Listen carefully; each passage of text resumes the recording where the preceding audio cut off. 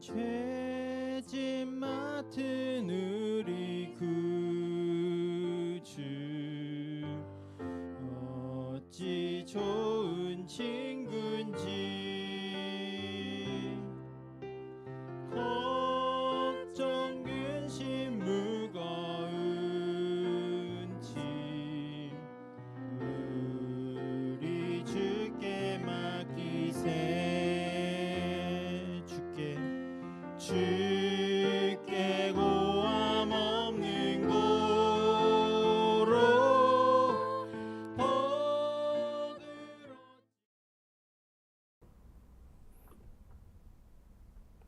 할렐루야. 2026년 1월 22일 목요일 삶의 첫 시간을 주님께 올려드립니다. 오늘 하나님께서 나의 하나님 되심을 인정하며 그 신실하신 하나님의 사랑을 기억하고 하나님의 말씀대로 살아가는 우리들에게 하나님도 일하십니다. 하나님을 존중하는 자를 존중하시며 하나님과 함께하는 자에게 복을 주시는 그 하나님의 은혜를 기억하며 오늘도 하나님과 동행하는 하나님의 인자하심을 기다리는 우리 모두 되길 함께 기도합니다. 이 아침에도 우리의 믿음을, 우리의 신앙을 사도신경을 통해 고백합니다. 전능하사 천지를 만드신 하나님 아버지를 내가 믿사오며 그 외아들 우리 주 예수 그리스도를 믿사오니 이는 성령으로 잉태하사 동정녀 마리아에게 나시고 본디오 빌라도에게 고난을 받으사 십자가에 못 박혀 죽으시고 장사한 지 사흘 만에 죽은 자 가운데 다시 살아나시며 하늘에 오르사 전능하신 하나님 우편에 앉아 계시다가 저리로서 산자와 죽은 자를 심판하러 오시리라. 성령을 믿사오며 거룩한 공회와 성도가 서로 교통하는 것과 죄를 사여 주시는 것과 몸이 다시 사는 것과 영원히 사는 것을 믿사옵나이다. 아멘. 우리 함께 찬송 드립니다.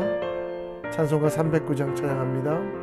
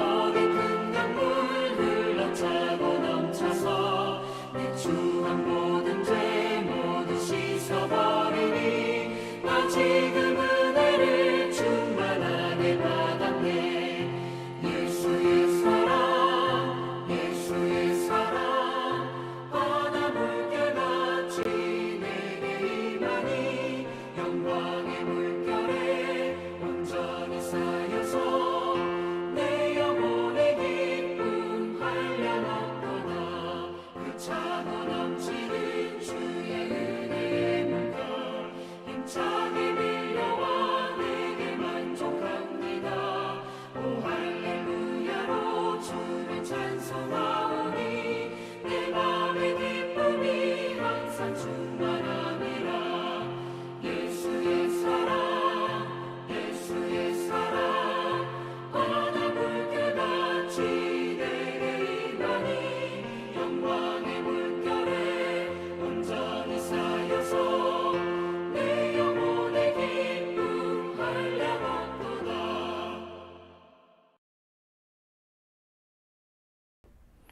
오늘 우리가 볼 하나님 말씀은 창세기 16장 1절로 16절, 창세기 16장 1절로 16절 말씀입니다.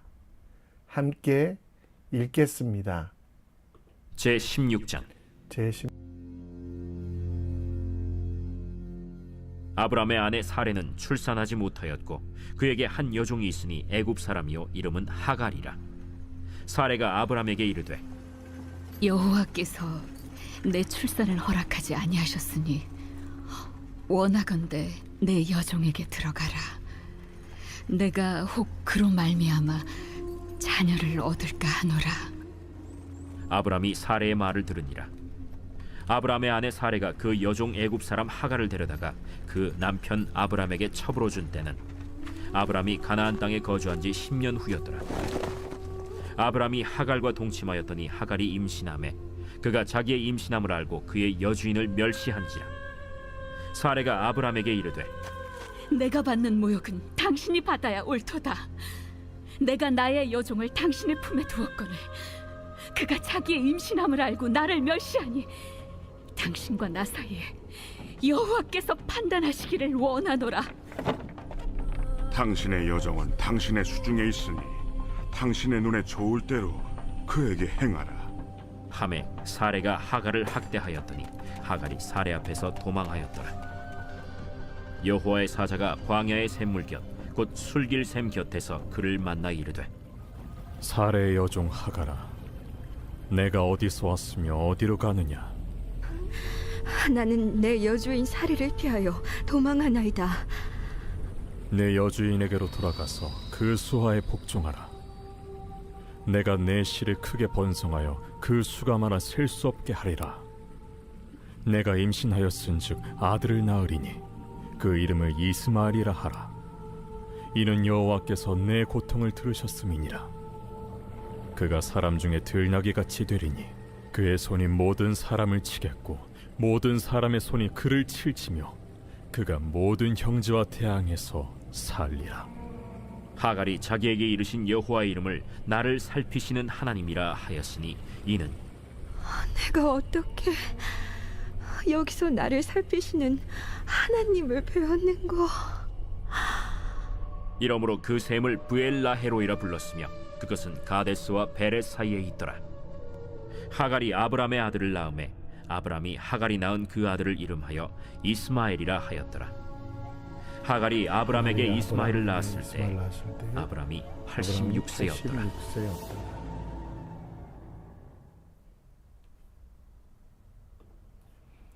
아멘. 중국 고서 한비자에 나오는 수주대토라는 사자성어가 있습니다. 옛날 중국 송나라의 한 농부가 밭을 갈고 있었는데 토끼 한 마리가 갑자기 달려와 밭 가운데 있는 그루터기 나무 밑동에 머리를 부딪혀 목이 부러져 죽고 말았습니다. 애쓰지 않고 토끼를 얻은 농부는 매우 기뻤습니다. 그리고 그는 거기서 착각을 합니다. 밭을 힘들게 갈지 않아도 여기서 기다리면 토끼가 또 와서 죽겠구나라고 생각했습니다. 그날 이후 농부는 쟁기를 내려놓고 매일 그루터기 옆에 앉아 토끼가 나타나기만 기다렸습니다. 하지만 토끼는 다시 나타나지 않았고 정작 일구어야 하는 밭은 잡초만 무성해져 그의 농사를 망쳤다고 합니다. 잘못된 기다림, 지혜롭지 못한 기다림이 사람들에게 손가락질 받게 만들었습니다. 창세기 15장에 하나님은 언약을 하시며 동물들의 죽음처럼 하나님께서는 그 약속을 반드시 지키시겠다라는 말씀을 하십니다. 횃불 언약이라고 하지요. 그리고 창세기 16장에는 그 횃불 언약에 성취한 과정들이 나옵니다. 그런데 아브람과 사레는 하나님과의 언약을 기억하지 못하고 하나님께서 약속하신 것들을 기다리지 못하고 자신의 마음대로 행동합니다. 아브라함의 아내 사레, 그는 그의 종 하갈을 남편의 시바지로 드리게 되고요. 그 대리모를 통해 하나님의 뜻을 이뤄가려고 했습니다. 그러나 그 문제는 점점 더 큰 문제, 가족의 문제, 민족의 문제, 세상의 문제로 커져가는 것들을 보게 됩니다. 하나님의 말씀을 기다리고 하나님의 언약 성취를 기뻐하고 있어야 되는데 사람의 방법으로 행했던 사레와 아브라함, 그 결과 엄청난 갈등이 만들어짐을 봅니다. 하나님께서 아브라함에게 단번에 모든 약속을 지키지 않으셨습니다. 아브라함과 그의 아내는 하나님의 언약을 믿으며 기다리며 하나님의 뜻대로 살아야만 합니다. 기다림이 기쁨이 되고 기다림이 행복이 되어야 되는데요. 그들은 기다림이 기쁨이 아니라 실망으로, 그리고 그 결과가 지혜 없는 행동으로 행동하여 큰 화근을 만들었습니다. 우리가 믿는 진리의 특징은 기다림이 징벌, 형벌이 아니라 기쁨이 될 수 있다는 것입니다. 초대교회 성도들은 예수님과 성령이 오시기를 기다렸고, 이 시대를 살아가는 우리도 약속대로 구름 타고 오실 예수님, 마라나타 예수님을 기다리고 있습니다.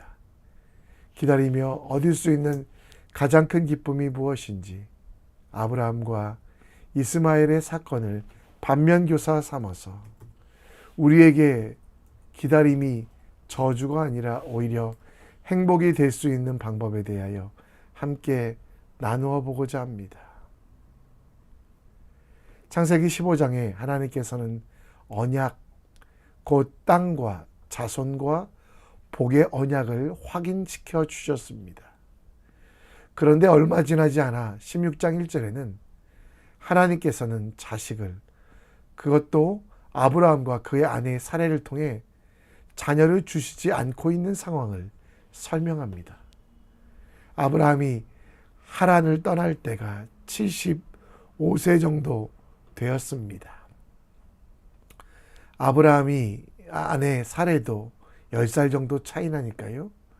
꽤 많은 노산이었다고 합니다. 창세기 16장은 그 후 가나안에 정착한 지 10년이 지났기 때문에 최소 85세, 사레도 75세였다라고 3절에서 말씀하고 있습니다. 당시 사람들은 30세에 아이를 낳았으니 70세까지 아이를 낳지 않은 것은 꽤 문제가 있었습니다. 그리고 그 문제는 여인에게 비난으로 저주로 다가왔습니다. 그래서 사라는 하나님의 약속을 기다리지 못하여 한 종, 애굽에서 온 하갈이라는 종을 통해 자녀를 얻으라는 계획을 합니다. 2절에 보면 사레가 아브라함에게 이르되 여호와께서 내 출산을 허락하지 아니하셨다라고 합니다. 당시 사람들에게 자녀가 없는 것은 신의 저주, 심판을 받아서라고 생각했기 때문에 오랜 기간 자녀가 없는, 또 인간적으로 우리 임신이 불가능한 나이가 되었던 사레는 이렇게 말했습니다. 그러나 여러분, 하나님은 한 번도 사레에게 아이를 허락하지 않는다라고 약속한 적 없으며 반드시 사레를 통하여 아브라함의 씨가 또 세상에 믿음의 가족들이 생길 것을 약속하셨습니다. 그러나 인간적인 방법으로 하갈을 대리모로 데려와 동침하였고, 그렇게 낳은 아이가 바로 이스마엘, 곧 이 시대에 많은 문제가 되고 있는 무슬림들의 조상이 되었습니다. 사레의 말은 진실일까요? 하나님은 아브라함을 부르신 순간부터 계속 아브라함과 사레에게 자녀를 줄 것이고 그 자녀를 통해 열국을 이루시겠다는 약속을 하셨습니다. 바다의 모래처럼 하늘의 별처럼 많은 자녀를 주신다라고 약속하셨지만 아브라함과 사레는 거짓말을 하면서 이 약속을 이루어지지 않을 것이라고 믿었고, 그리고 결국은 사람의 방법으로, 세상의 방법으로 일을 처리하려고 하다가 끝끝내 가족과 민족이 어려워지는 상황이 되었습니다. 물론 아브라함과 사레는 오래 기다렸습니다. 10년 이상 그 약속을 이루어지지 않아서 10년 정도 기다렸던 것도 오랜 기다리지만 하나님의 기다림은 끝까지 기다리는 것이 필요합니다. 하나님은 우리를 사랑하시며 우리와 함께 하십니다. 그리고 그 언약을 이행하시며 반드시 지키십니다. 그런데 우리 속에 죄와 사탄의 공격으로 우리도 모르게 하나님의 약속을 잊은 거짓말을 합니다.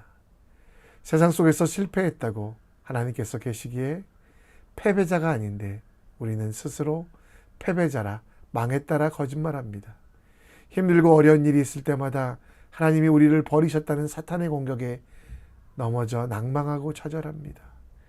기다리지 못하고 원망하고 참고 인내하지 못하고 사람의 방법, 세상의 수수를 사용하다가 더 큰 좌절을 경험하게 됩니다. 스스로 하는 자기 비하, 스스로에게 하는 거짓말에 속지 말고 하나님의 약속을 믿어야만 합니다. 스스로에게 하는 거짓말에 속지 말고 하나님의 약속을 믿으며 담대하게 살아가야만 합니다. 우리는 약하지만 하나님은 강하시고, 우리는 모자라지만 하나님이 계시기에 두려워 떨며 세상의 방법으로 잘못 행하지 말아야만 합니다. 하나님의 자녀된 우리는 하나님의 방법으로 살아갈 필요가 있습니다. 성령으로 믿음에 따라 의의 소망을 기다리는 것, 그리고 역사하는 믿음으로 어떤 상황 속에서도 사람의 방법이 아니라 하나님의 계획을 믿으며 고난 속에서도 찬양하며 잘됨 속에서도 하나님을 찬송하는 지혜로운 삶이 필요합니다. 우리 속에 거하시는 성령 하나님, 하나님께서 주시는 인내와 사랑으로서 역사하는 믿음을 이뤄가는 우리들에게 기다림은 축복이며 하나님을 더 이해하고 더 깊은 교제하는 믿음의 일들이 됨을 감사하며 살아가는 우리 모두가 되길 함께 기도합시다. 사레는 바르게 가기보다 빠르게 가는 방법을 선택합니다. 3절에 아브라함의 아내 사레가 그 여종 애굽 사람 하갈을 데려다가 그 남편 아브라함에게 첩을 주어 씨를 잇게 됩니다. 그때가 아브라함이 정착한 지 10년 후라는 것. 사람으로서 오래 참기는 했습니다. 그러나 하나님의 약속이 이루어지지 않을 때 사라는 하나님의 방법이 아닌 자기 마음에 오른 대로 혹은 세상의 방법대로 행합니다. 모든 문제를 빨리 해결하고자 하는 편법을 사용합니다. 사라는 오래 참음으로 바른 길을 버리고 하갈이라는 빠른 방법, 이스마엘이라는 빠른 방법을 선택하여 큰 문제를 일으키고, 아브라함도 그 사례의 선택을 반대하지 않고 빨리 가는 방법을 선택합니다. 본문 마지막에 보면 하갈이 아브라함에게 이스마엘을 낳을 때가 아브라함이 86세라는 것. 11년간의 기다림이었습니다. 그러나 그 약속이 지체되었지만 그것을 핑계로 인간적인 방법으로 잘못된 선택을 했던 사레와 아브라함. 그 잘못된 선택의 결과는 어떻습니까? 4절에 보면 아브라함이 하갈과 동침하여 아이를 갖게 되자 하갈이 돌변하여 그의 주인 사레를 신의 저주를 받은 자라고 욕하며 비난하게 됩니다. 스스로 큰 아픔을 다시 시작하게 되고요. 결국 하갈을 멸시하고 하갈을 박해하게 될 때 하갈은 도망치게 됩니다. 그리고 하갈도 아프게 됩니다. 6절에 보면 아픈 마음 때문에 사레가 하갈을 학대했고 하갈을 상처 입고 도망칩니다. 하나님께서 그 하갈에게도 13절에 보면 부엘라 헤로이라는 곳에서, 이 뜻은 감찰하시고 지키시는 하나님이라는 뜻인데요. 그 하나님께서 그 하갈까지도 지키시는 하나님이 되심을, 그래서 어쩌면 사례는 더 어려운 좌절에 빠질 수 있었을 것입니다. 또 결국 11절에 보면 아이를 낳게 되는데 이스마엘은 들으시는 하나님이란 뜻인데요. 그 자녀가 태어남으로 민족이 갈라지고 백성들이 괴로움을 당하는 어려움들, 사례의 방법이, 인간적인 방법이 자기를 편하게 할 거라고 생각했지만 큰 좌절과 아픔을 가져오게 됩니다. 아브라함도 사례도 하갈도 이스마엘도 민족도 서로 분열하고 아프게 되는 이 큰 상황. 하나님의 약속을 믿고 담대히 기다렸다면, 하나님의 일하심을 경험하는 바른 길을 놓고 기다렸다면 이 문제는 생기지 않았을 텐데, 인간의 빠른 길을 선택했던 아브라함과 사례의 결정이 큰 문제를 만들어냈습니다. 요즘도 빠름이 미학이 되는 시대입니다. 궁금한 것 있으면 AI에게 물어 빠르게 해결합니다. 그래서 하나님의 일에 대해서도 기다리지 않고 내 뜻과 내 생각대로 하려고 합니다. 아브라함과 사례는 11년 동안 기다렸지만 우리는 잠시도 기다리지 못하여 내 생각, 내 뜻대로 행합니다.